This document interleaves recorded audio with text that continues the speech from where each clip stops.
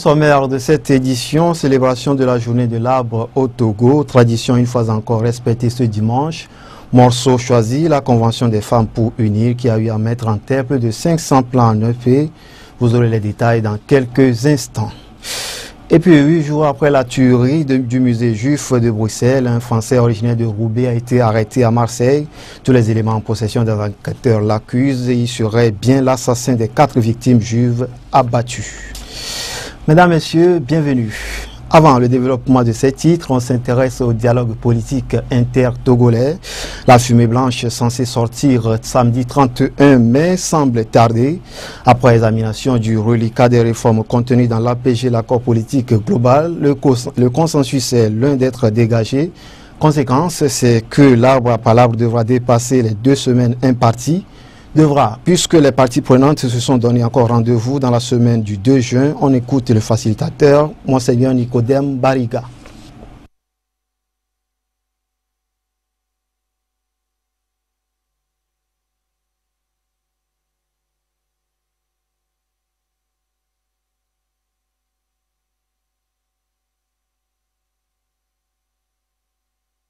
La séance de cet après-midi a consisté à passer en revue les discussions menées, en particulier à adopter le compte-rendu de la séance de la veille. À ce stade, nous avons constaté qu'on ne pouvait pas adopter le rapport final. Le lundi, je compte revenir. Et puis, bon, évidemment, chaque fois que je suis à Lomé, il y a toujours des contacts que l'on mène. Mais je pense que le mardi ou le mercredi, déjà, on pourra se retrouver pour la conclusion des travaux. Je pense que l'adoption du document, en principe, la prorogation que nous avons convenu de solliciter, ne doit pas dépasser 2 jours. Je pense que l'essentiel peut être fait en 2 jours et je crois qu'au-delà de ces 2 jours, le contenu exact sera porté à la connaissance des populations, puisqu'en définitive, le dialogue qui est mené, c'est dans l'intérêt de la nation, c'est pour les citoyens. La journée nationale de l'arbre, c'est tous les 1er juin, vous le savez, chacun d'entre vous a eu à l'observer. Protection de l'environnement oblige, et comme vous d'ailleurs, la Convention des femmes pour unir n'a pas dérogé à la règle. Localité choisie, 9P, nous sommes dans la préfecture de Lavé. Là, vous allez le voir, ce sont plus de 500 plants qui ont été mis en terre par la CFU. Les précisions avec Cassandra Naoli et Bruno Johnson. Celui qui n'a pas planté un arbre avant de mourir aura vécu inutilement, dit un adage. Un adage si bien compris par la Convention des femmes pour unir. Elles ont respecté la tradition de chaque 1er juin en mettant en terre plus de 500 plants à Nouépé dans la préfecture de Lavé. Une occasion pour chacune de ces femmes de matérialiser sa fibre patriotique et de citoyenneté en plantant un arbre. Comme instauré par le père de la nation, le feu général Nyansigwe Adema, nous avons suivi ses pas et décidé de mettre des plants au sol aujourd'hui, journée de l'arbre au Togo. Donc nous avons voulu, la CFU avec ses dames a voulu aujourd'hui venir dans la baie, planter quelques pieds pour marquer cette journée. Et nous avons choisi 3 types de plants. On a choisi des gouverneurs, des tecs et puis des anguera. Donc vous voyez que c'est toute une variété. En fait, nous avons voulu dans cette école aujourd'hui que les élèves soient à l'ombre des tecs. Un symbole, mais bien plus que cela, puisque depuis plusieurs décennies, cette journée donne le signal du reboisement. Une initiative pour lutter contre la désertification et préserver l'environnement. Le thème choisi par ces femmes pour la célébration de cette année, une jeune fille, un arbre. La CFU a choisi pour la journée de l'arbre une jeune fille, un arbre, parce que la jeune fille, c'est l'avenir du Togo de demain, c'est l'avenir de la femme. Donc nous avons besoin de matérialiser en fait la présence de cette jeune fille et l'importance que l'État, que le chef de l'État lui accorde à travers des positions qui la mettent un peu, qui l'élèvent un peu. Mettre en terre un arbre, c'est bien. L'entretenir, c'est encore mieux. La délégation a sensibilisé et invité la population de Mouépé à entretenir ces plants pour qu'ils grandissent. Autre sujet de l'actualité, autre préfecture, cette fois Zion notamment, localité sélectionnée, Kpomé, où des équipements sportifs ont été offerts aux élèves par la nouvelle synergie de l'élite togolaise en abrégé N7. C'est un don qui s'inscrit dans un programme d'accompagnement du gouvernement togolais dans la modernisation et le renforcement de l'éducation au Togo. Mathieu Gaye, Herman Congo. Ce don des équipements sportifs à la population de Kpomé dans la préfecture de Zion s'inscrit dans un vaste programme que la N7, nouvelle synergie de l'élite togolaise, a entrepris pour accompagner le gouvernement dans la modernisation et le renforcement de l'éducation, notamment par le soutien aux activités sportives. Au total, 8 établissements scolaires ont bénéficié de ces dons. Pour le donateur, c'est sa façon à lui de contribuer au développement du Togo et à l'union de tous les fils de ce pays. Aujourd'hui, je suis à Kpomé pour apporter mon aide aux écoles de la localité. Ces écoles sont au nombre de 8. Donc aujourd'hui, on est venu offrir les matériels sportifs. Mais pour la rentrée, on va refaire les toits de l'établissement. On aura à offrir les ordinateurs, les cahiers et tout ce qui est matériel scolaire tout court. On a promis aussi de faire aussi 5 fontaines pour permettre aux populations d'avoir accès à l'eau. Et ma vision est celle qu'il faut toujours travailler ensemble, soutenir les actions du gouvernement, soutenir les actions du chef de l'État pour vraiment faire du Togo un pays émergent.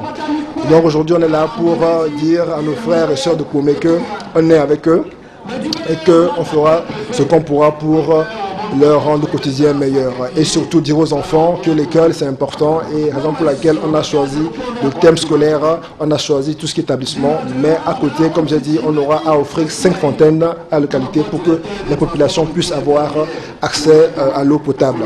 Le colonel Adjo Vignon, natif de la localité, a tenu à remercier le donateur et à rappeler les actions du chef de l'État en faveur des populations rurales et plus particulièrement de la localité de Kpomé.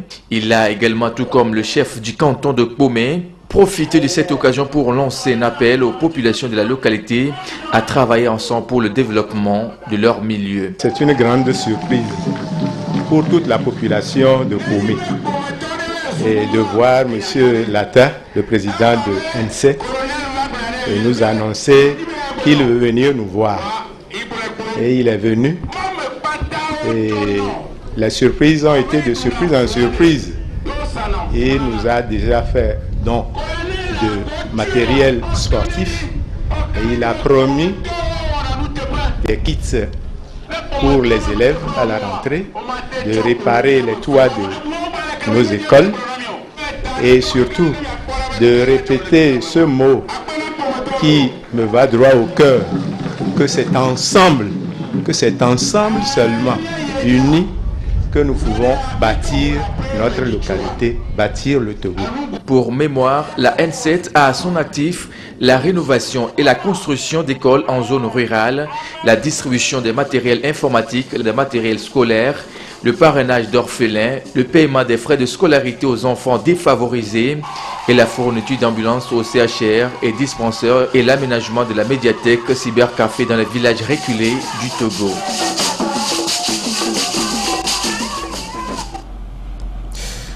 Un condamné à 7 reprises, un incarcéré 5 fois. Voilà ce qu'on peut retenir du suspect de la tuerie du musée juif de Bruxelles. L'homme s'appelle Mehdi Nemouche, 29 ans. Il a été arrêté samedi à Marseille, en France. Tous les éléments en possession des enquêteurs l'accusent. Le récit. Cet homme, Mehdi Nemouche, est en garde à vue depuis son transfert à Paris. Il a été interpellé ce vendredi à sa descente de car dans cette gare routière de Marseille, un car en provenance d'Amsterdam.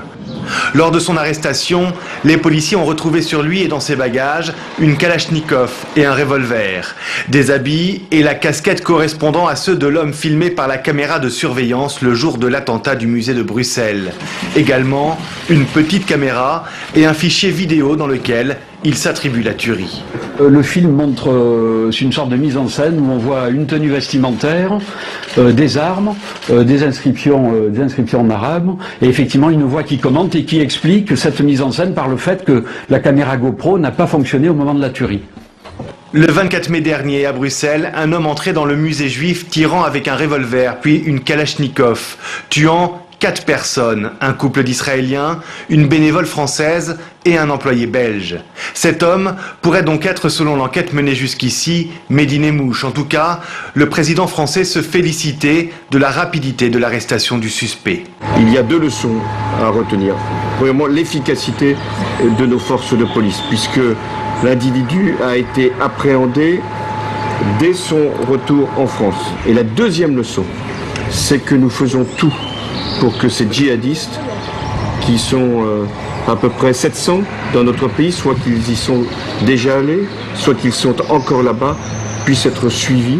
Car en décembre 2012, Mehdi Nemmouche s'est rendu pendant 1 an en Syrie pour combattre aux côtés de djihadistes. Il est connu des services de police français puisqu'il a été condamné à 7 reprises dans le passé et incarcéré 5 fois. Le rapport de prison parle de prosélytisme. Il se serait radicalisé lors de son dernier passage derrière les barreaux. Mehdi Nemmouche se trouve toujours en garde à vue. Elle a été prolongée de 48 heures. L'homme parle peu, si ce n'est pas du tout, mis à part l'affirmation qu'il est SDF. Un mandat d'arrêt européen a été émis par la justice belge en vue de l'extradition du suspect. En bref, les 3 religieux enlevés début avril au nord du Cameroun, 2 prêtres italiens et une religieuse canadienne sont désormais libres. Ils ont été relâchés dans la frontière d'Amoutidé, près de la frontière avec le Cameroun. Leur enlèvement attribué par les autorités camerounaises à Boko Haram n'avait pas été revendiqué. Les talibans afghans ont libéré samedi un soldat américain capturé il y a 5 ans en Afghanistan. Ce seul détenu américain a été échangé contre 5 Afghans détenus dans la prison américaine de Guantanamo sur l'île de Cuba. Certains élus républicains aux États-Unis critiquent cet échange qu'ils considèrent comme une négociation avec des terroristes. Bo Bergdahl a rejoint l'hôpital militaire américain de Landstuhl en Allemagne. En bonne condition physique, le sergent, libre après 5 années de captivité, y restera le temps de se réadapter, de renouer avec sa famille, de raconter son histoire. Sa vie a basculé le 30 juin 2009, lorsqu'il est fait prisonnier par les talibans, non loin de sa base dans la province de Paktika, dans le sud-est de l'Afghanistan. J'effectuais une patrouille. J'étais resté un peu en arrière de la patrouille et j'ai été capturé. En 13 ans de guerre, Bo Bergdahl aura été le seul prisonnier américain. Il a été relâché samedi à l'issue d'un échange contre 5 anciens cadres du régime des talibans, chassés du pouvoir après l'intervention américaine de 2001. Une libération négociée par Washington et dont s'est félicité le secrétaire américain à la défense dans l'avion qui le menait ce dimanche en Afghanistan.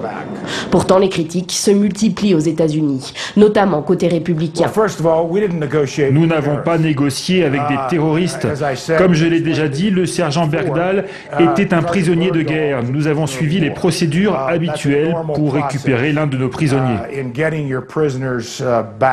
Je ne pense pas que ce que nous avons fait pour libérer ce prisonnier de guerre pourrait encourager, d'une manière ou d'une autre, des terroristes à prendre en otage d'autres soldats.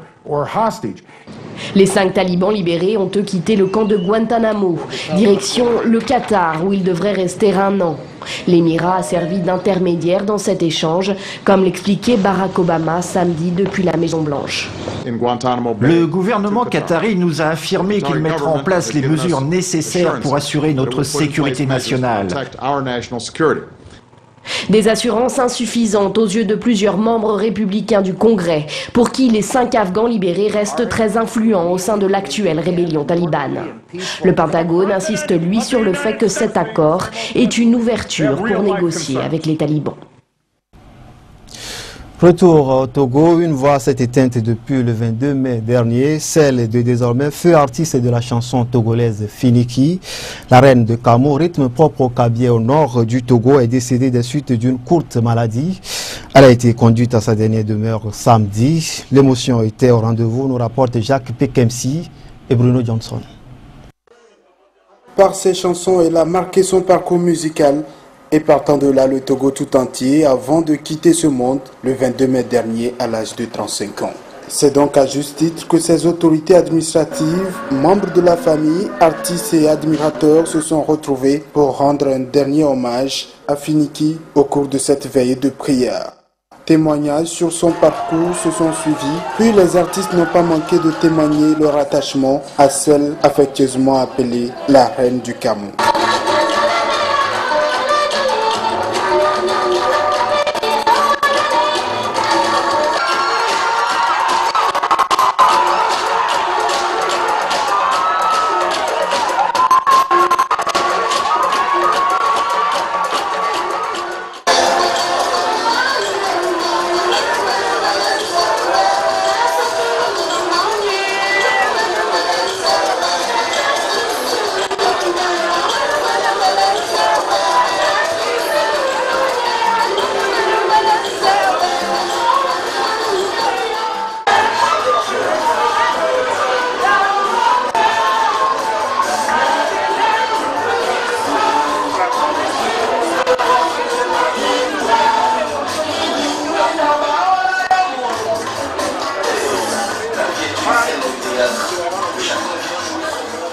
Ils étaient également nombreux samedi à l'accompagner à sa dernière demeure au cimetière de Sobosito.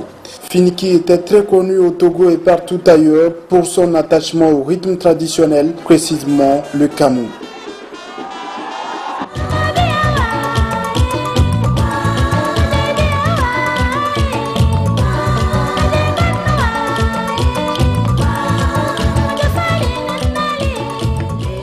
Les hommes passent, mais leurs œuvres restent. Son seul album dénommé Araba restera une référence dans le répertoire musical togolais.